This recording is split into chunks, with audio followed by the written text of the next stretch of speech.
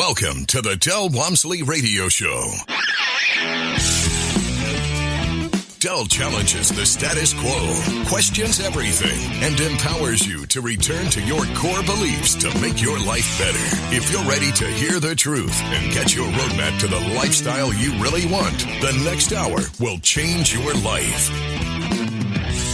And now, your host, self-made millionaire, national award-winning investor of the year, CEO and founder of Lifestyles Unlimited, Del Walmsley.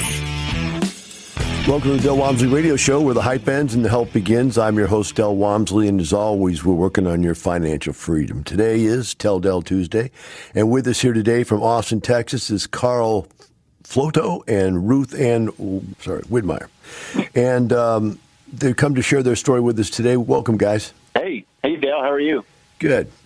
Is Ruth Ann there? Hi, Del. Hi, Ruth Ann. I am. So, guys, I don't mean to put you on the spot, but going through your bio, I was really struck by the first paragraph, and it because you guys sound so happy by the end of the bio, everything was great, but it sounded so dark at the beginning of the bio. I want you, if you could, if you don't mind, share with us what it is like to be at that moment in your life, at that age, that stuff was going sideways, and how you felt, and just how bleak you can feel at some point in your life like that. It was a really, really dark time for us, Del. We're both, coming out of divorces that were pretty disastrous. I mean, obviously, emotionally, psychologically disastrous, but also there was a lot of financial wreckage.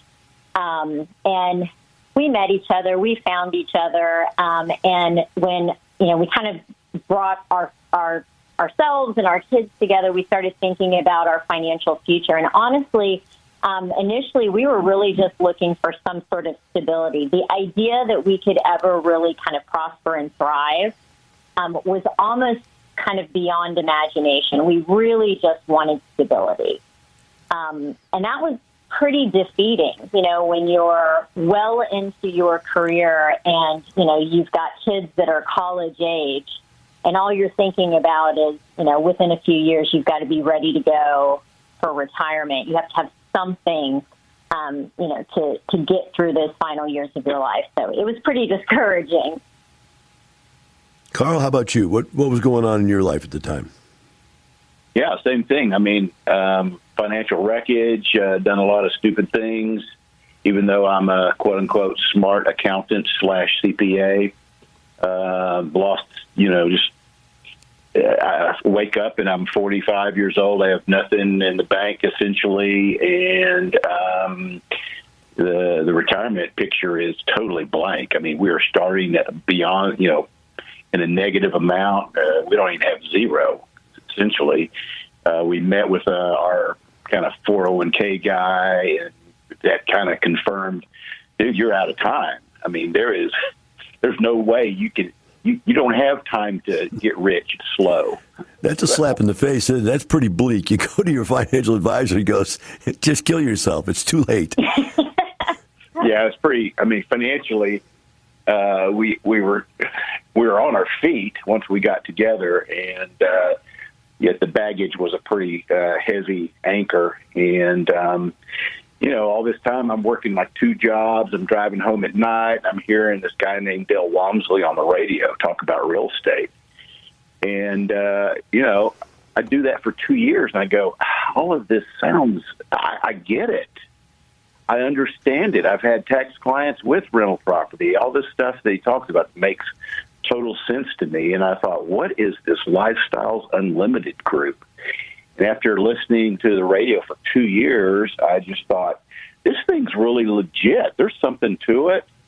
I started asking around. I found a couple people at church that knew something about it, and bingo, and before you know it, I get invited to a case study on a Thursday night, and now we're off to the races. When were you dabbling around with Dave Ramsey? Was that before Lifestyles or after, or even before? It was actually before Lifestyles, and it's something that, and it's funny. I always feel like it's kind of this ongoing joke in Lifestyles. because obviously Dave Ramsey is a really, different approach and different strategy, but it was part of our story. It really was part of how we stabilized ourselves. We repaired our credit. We got out of, we stopped using consumer debt. And also just really started living within our means. And some of those just kind of foundational approaches is what, within, short order, really set us up so that once we, kind of learned the lifestyle approach, we could start to use debt to our advantage. So it's part of our story, and actually we became facilitators through our church, and helped others kind of write their financial ship as well. Yeah, what's interesting about that, guys, is that Carl being a CPA and all, it seems to me that the real basics of how to balance your checkbook and save for the future and all that stuff is stuff I learned when I was like 8 years old, 10 years old, something like that, and people coming out and even being a CPA and needing to come back for that basic information. Right. Is always interested me. How did that not get out there, right? Maybe that should be in school or something type of deal. Well, not to hang on that too long. I understand what you're saying. It's you have to have that basis. That financial basis. And what I've always said was, Dave, when you're done with them, send them to me. Yeah. Well, that's exactly right. That's exactly right. I mean, I wish I would have had maybe that Dave Ramsey learning, in my, late teen years and early 20s to, kind of understand, how really just the foundational understanding of money management. So how many kids did each of you bring to this group we're now I brought one. You brought one? I brought one. And Carl brought 4. Okay, so you got 5. They're all adults now? The youngest just graduated from college this past December and is fully employed. So we are officially empty nesters with everybody through school. Congratulations. Now all you have to do is take back all the grandkids and start over again. Exactly.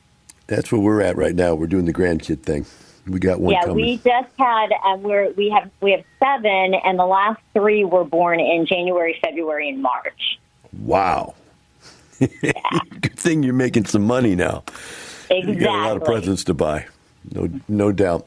So let's talk here, Ruth Ann. The rumor has it you were a skeptic. That's true. I was both a skeptic and I was just too busy. Carl came home and he kept talking about, we were, meeting with our financial planner and really thinking about how we were going to, try to get really aggressive in our investing strategy, what we were going to have to sacrifice in order to be able to do that. And he kept talking about, he said, I've been listening to this show on the radio and I'm really interested in investing in real estate. And at first I kind of dismissed him and he kept bringing it up. And finally my answer was, as long as we're doing something, I'm good. If you feel strongly about it, then go for it. I'm really busy right now. I don't have time to attend these events, to learn all of this information. So I was really kind of ambivalent, but then also just skeptical. I just was worried that he was going to find himself being sold a bunch of services that weren't really going to, weren't really going to move us forward. I hate to put people in boxes because then, you can't make a person fit perfectly in any box. But being you come out of educational background, traditional schooling per se is your work environment. Do you think that has something to do with anything out there that's not just traditional work, earn, 401k, traditional stuff just is a little outside of the box? Oh, absolutely. I think definitely when you grow up going to school, your professional life is in education. it's hard to imagine. I have this conversation all the time. Even like thinking about jobs, there's careers out there. I don't even have a clue, what people actually do. I mean, it's fascinating what's out there. So if it's not, we'll pick it up. We're going to pick that up when we come back. Okay, Ruth Ann, they're kicking us off. We'll be right back with Carl, Ruth Ann, and the Del Walmsley Radio Show.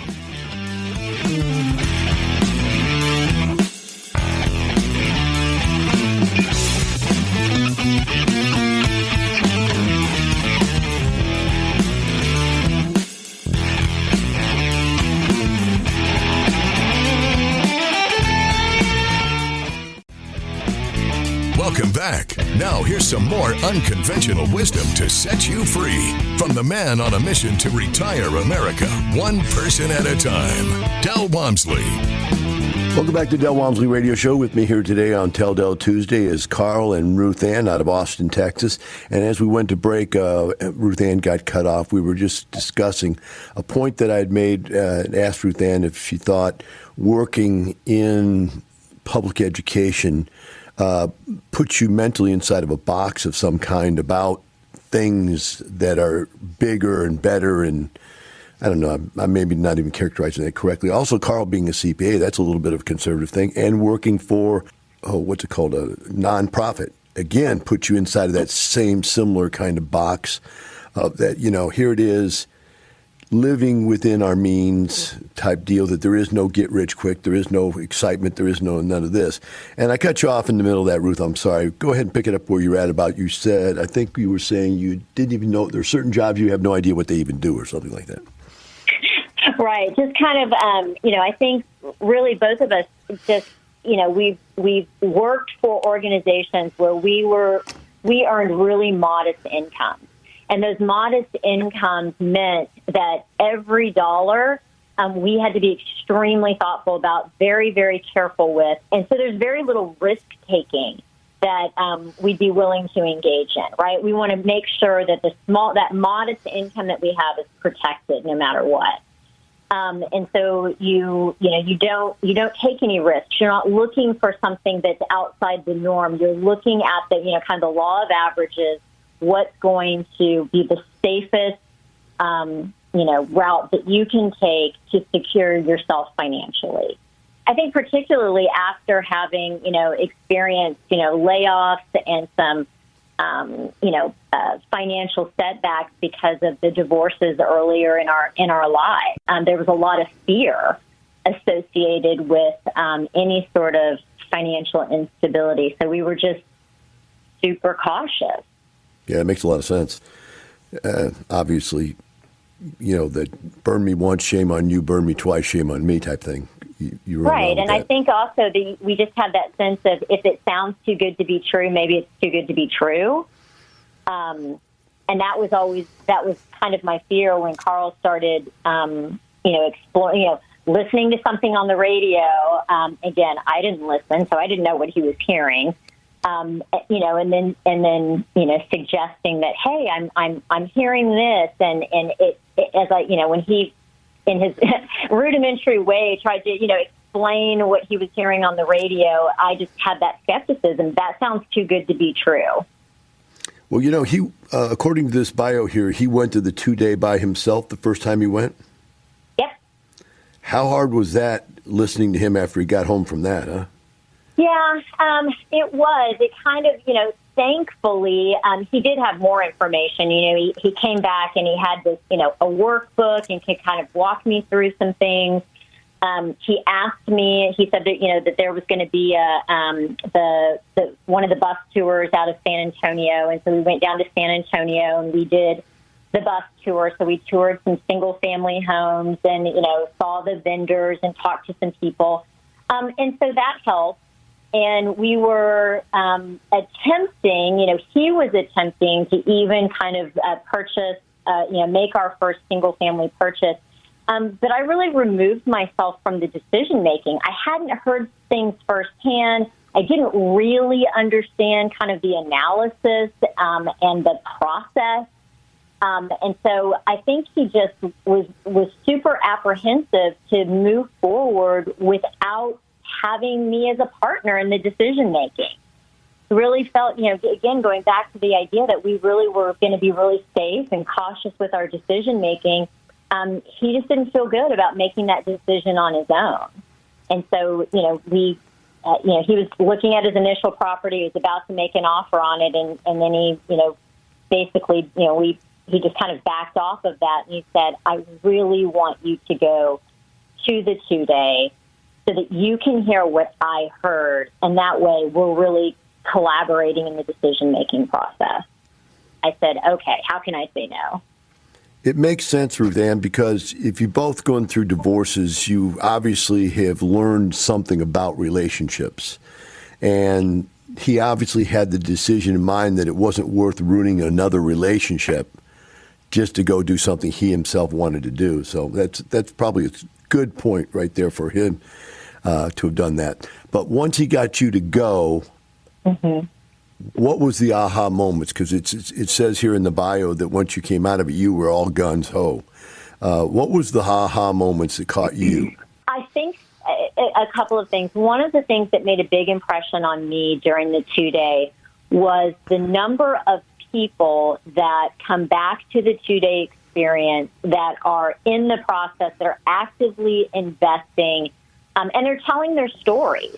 And you're invited to ask as many questions as you want, and you're talking to real people that are making these decisions and that are investing their money in this way, and they're telling you what the difficulties were, what the challenges were, but also what the successes are that they're having. So it created a certain legitimacy, and that's one of the things that actually is one of my favorite things about lifestyles, is that transparency in sharing of information. That's what really and truly is what won me over. Is it wasn't just a one-way conversation. There wasn't a salesperson, so to speak, trying to pitch me on an investment strategy. It really felt like a collection of people, a group of people that were all trying to learn from each other. And then turn around and share what they had learned. That was really impressive. So I'm going to ask you another question then, because what I'm hearing from you is that you're people person, people-driven person, that people mean more to you than information and facts. And so as a teacher, comment, if you don't mind, on the fact that most people that come out of the 2-day have the same comment. It's like drinking water out of a fire hose. It's just way too much information. What's your thought on that after going through it, being a teacher? That's kind of interesting. That's an interesting question. I didn't find the content to be particularly overwhelming. In fact, I felt like, and I think this is a hallmark of a great teacher, is actually taking really kind of complicated thinking and creating some structures on top of it, some principles by which you operate.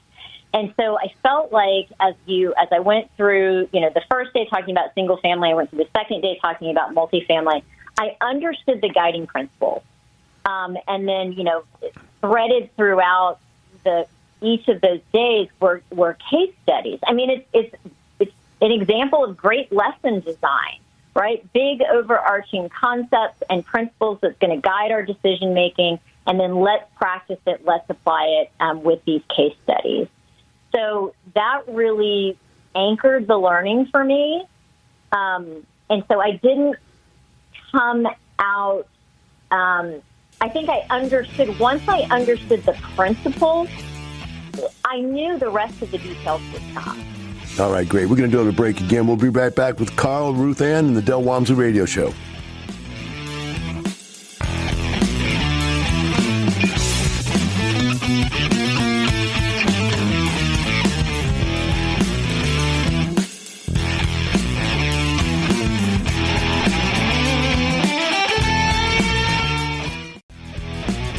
Welcome back. Now here's some more unconventional wisdom to set you free from the man on a mission to retire America, one person at a time, Del Walmsley. Welcome back to Del Walmsley Radio Show. With me here today on Tell Del Tuesday is Carl Floto and Ruth Ann Whitener. There we go. Thank you. Let's talk about, you came out of the 2-day. You guys struck very quickly after that. Did you go home and make up a plan right then and there, or you just had Carl's plan in place and you just decided to say yes to it and go? We had a little bit of money set aside for Carl's initial plan, right? So that's what we were going to execute. And so, in fact, we finished the 2-day, and within 12 hours, as soon as we got an email blast with an appealing looking property, we tagged it and we ended up closing on it. One of the challenges that I walked away from the 2-day with was the idea of using some of the equity in our house to maybe be a little bit more aggressive in our investment strategy. And I have to say that was probably one of the most difficult decisions was to pull some of that equity out of our personal home in order to do some more aggressive investing. So that was kind of the two decisions that happened right after the 2-day was to, number one, just make a move, right? Tag a property, purchase it, purchase our first rental, and then secondly, making that decision that if we're going to do this, let's follow the plan and let's really do it right. Yeah, that's a tough one for a lot of people. Fortunately for me, that was never a tough one because I never fell in love with my home, first of all. That's part of it. Secondly, it always got me, why is all this money sitting over here and it's not paying me any money every month? As long as you just keep in mind, what are my assets doing for me? Are they sending me a check this month? Or are they just sitting there, or am I paying them? And in case of the house, you're paying it. In the case of the 401k, you're putting money into it. Everything you have that you think is an asset is sucking money out of your wallet every month instead of putting money back into your wallet every month. And that's the basis for all of that turnaround. Once you got that, you got it. So you ran out and got a deal right away. Did you get rented up right away? It was actually one of the reasons I loved the property is it already had a tenant in it, and it had a single mom school teacher. And so not only do the numbers work, did the numbers work, it needed some repair, but it wasn't. So there was some equity capture that was available there, but it wasn't a super extensive repair. But for some reason, that really resonated with me. Having been a single mom, classroom teacher for a number of years, and knowing, and struggling to find a nice place to live with my daughter, it really resonated with me. So to be able to come alongside this wonderful lady and fix up her property was really kind of a great way to launch our investment. So you got not only a financial gain, but you got some social justice out of it all.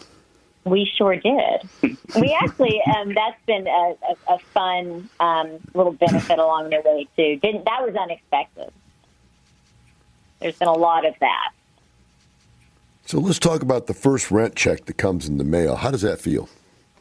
Well, obviously quite good. It's, you kind of go, oh, okay, well, this actually is working.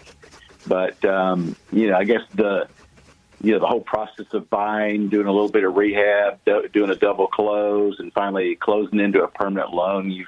This first house, our cash out of pocket was $14,512, and our equity capture was $15,343. So I was like, wow, this is awesome. Let's do some more. Even an accountant can figure that one out to be 100% return. Exactly. So it was, it's just exciting.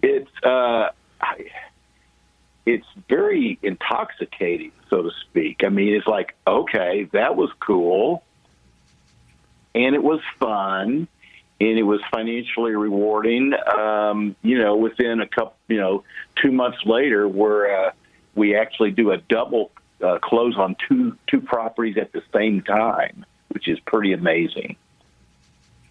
Wow. So in this first one, you made how much now? $18,000?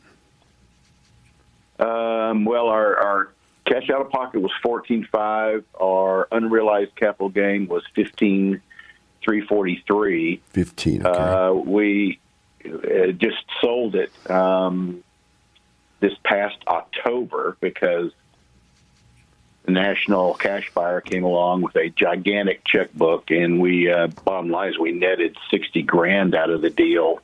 So our cash out of pocket was 14.5. We collected rent all along, and we put $60,000 in our pocket when we were all said and done. I was just putting a radio show together about how much money the average person makes, and the average person in this country makes about $45,000 a year. I'm sure, being a teacher and so forth, that's probably in the range of somewhat. But to make $60,000 in one deal has got to be an eye-opener, that, hey, I can make as much in one deal as I made in a whole year of work. Yep. Yeah, it's fascinating. And at the same time, you've got this, this cash flow. So, and it's interesting as you, start to, realize that, we're making, and one of our kind of strategies has really been to go after equity capture. We both really like our jobs. We're going to continue to work for a while. So the idea is we really want to do a big equity capture, but we want to make sure that everything that we buy has positive cash flow. And so even not focusing on cash flow, we're still, in our first 6 properties, we're, making $21,000 a year on these properties. And so $21,000 a year when you work for a nonprofit and you're a teacher, that's that makes a real difference in your lifestyle. Absolutely. Carl, as an accountant, I'll tell you how I saw the cash flow thing. Maybe you can relate to this in some small manner. I saw that I worked for a health club company called Bally's Manufacturer, and we sold about $100,000 a week in memberships. So I was doing about $500,000 a month for these guys, and I'd turn that money into them each week. At the end of the week, we'd give them all of our money and so forth, turn it in. And then, at the end of the month, a check would come down, and, they took all that money, and $500,000 I gave them, they gave me back $3,500, and that was my check. And, you just wonder, where did all the rest of the money go, right? So then my first 2 months of being in this, I bought 4 houses at the same time. One that I bought 3 more the next day because it was so exciting.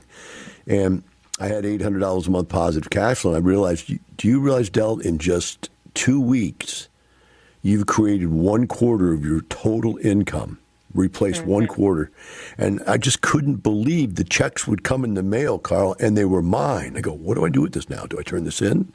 And does the company take some taxes out? Where do I pay my taxes at on this? All those things ran through my head. Do I have to pay Social Security and Medicare? Do I have to pay income tax? And it was no. You stick the check in the bank. And it just blew my mind. I just could not see how money could come so easily like that. That's how I felt about cash flow, being an accountant by trade, by the way. I don't know if you know that or not. I'm an accountant by trade. So I've got that analytical burr, too. Well, in the back of my mind, I've always thought and known real estate was a good avenue and a good investment.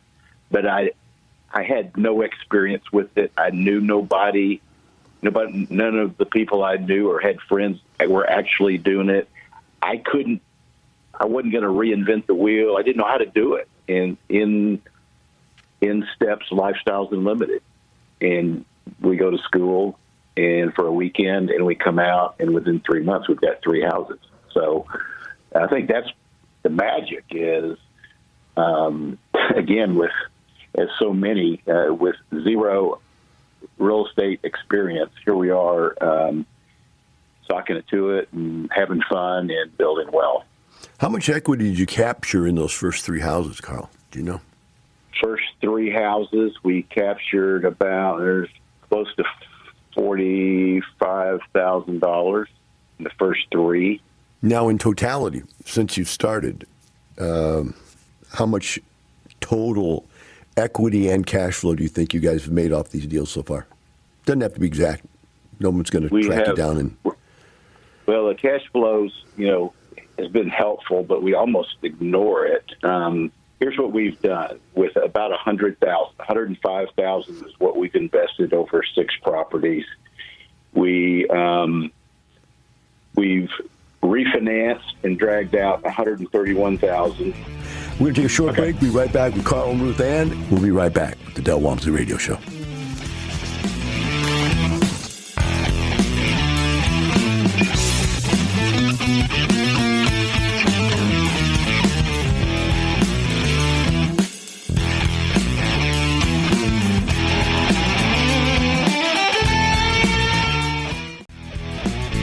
Welcome back. Now here's some more unconventional wisdom to set you free from the man on a mission to retire America, one person at a time, Del Walmsley.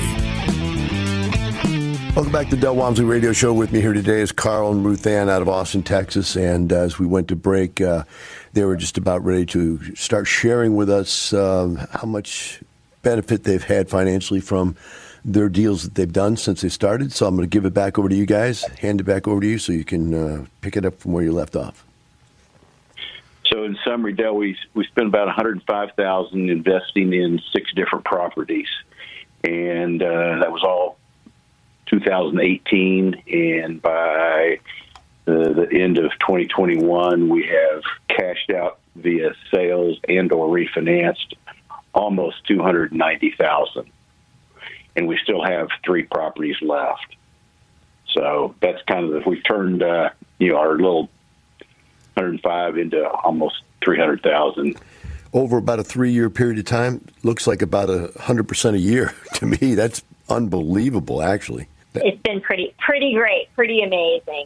Yeah, that's I look at real estate as producing about 30% a year overall. But if you've got that that's about 300% return in what I'd say is about 3 years, a little longer maybe. Depends on when you started. Yeah. But that's and we still have ongoing cash flow. We still own the 3. We're buying. We actually just bought another property. We're in the hunt for more properties. So and everything is still cash flowing great. 2021 was obviously a good year if you own real estate. We sold a couple properties just because somebody from New York was throwing around crazy cash, and we were able to refinance 2 of our properties that, the appreciation's gone crazy up. So let's refinance and do some more work. Excellent. So what's your plan from here? Same song, second verse. We're having too much fun. We like to add a couple single families a year from our out of cash flow, so to speak. We're involved with now 3 multifamilies, so in a small little bit. So we'll try to add another piece or 2 of multifamily each year. So just kind of keep doing this. Probably work for stay in our W-2 incomes for 2 or 3, 4 years, just because the cash flow is great. And sock it away in real estate. I think you said you enjoyed your jobs anyway. One of the things that I found is as I got into this and started making money is that even the job that parts of the job that I particularly didn't like became easier because I no longer worried about them. Does that make any sense? We can very much relate to that. Yeah, there's a mental shift that happens when you know that you always have the option of walking away from your job, that you're choosing to be there every day because you enjoy it. It's, enhancing your lifestyle, but that if push came to shove, you could walk away. That's exactly what I meant. Yeah, it's a great thing. And 3 years ago, we weren't in that position. Let's talk about legacy. Yeah. To give back. When does that start, and where does it start at? Well, I think a couple of places in a couple of ways. For, one, we, like I said previously, we have pretty modest W-2 incomes. And so, we like to give. It's part of, what we've founded our marriage on is giving away some of our wealth to the extent that we can. But it's really exciting to be able to make choices, for charitable giving, We have found it's just so fun to be generous in that regard. It's really, allowed us to do some things that we hadn't been able to do previously. So that's exciting. And then we're really excited about, helping our adult children be better money managers than we were and learn how to grow wealth instead of just kind of stumbling along, presuming that everything will work out okay. So those are kind of our two, big picture goals, is to sustain that charitable giving and then start working with our own children. Has any of the 5 kids shown any interest yet? They have. It's interesting. We have one of our son-in-law is involved in campus ministry. And so, he and his wife, again, really living frugally. They have a very, very modest income given the work, given the field that, they're involved in. And so they recognize that in order to pursue their calling and to continue to do that work, they, want to be able to set themselves up, kind of liberate themselves to do the work that they feel called to do. So we're excited about helping him navigate that, and I think he's definitely shown the greatest interest so far. That's great. It really is fun to help the children. I appreciate that. We just, a year ago, not one of our 3 kids had a house, and now all 3 of them have a house in the last 1 year, along with a little baby in the bun in the oven, so things are moving along. I think, it's interesting. I think our definitely our youngest is also really interested, and I think because she's had really a front row seat to what we've been doing. She was still in the house when we started the process. She was around, when we were going to all of our first lifestyle events and coming home. And so we kind of talked to her about what we were learning and what we were doing. And so she's had that front row seat. And so this is the one that just graduated and has her first, big girl job. So I'm sure she's already talking about when she can buy her first property. That's great. Now, I got to ask you one more question. This is the last one, and I left it to last. It's always the fun one for me. Anybody out there give you a hard time for doing this? Family, friends, work acquaintances, anybody say, what the heck are you doing?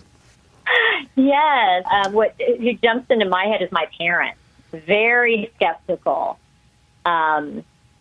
They made sure to say, back in, decades ago, we bought a piece of commercial property and X, Y, and Z happened. And I got you. Hey, guys, thanks for coming on. Thanks for coming on, guys. I appreciate you sharing your story. The rest of you out there, remember this. It's not the money. It's the lifestyle. Have a wonderful day. We'll see you tomorrow.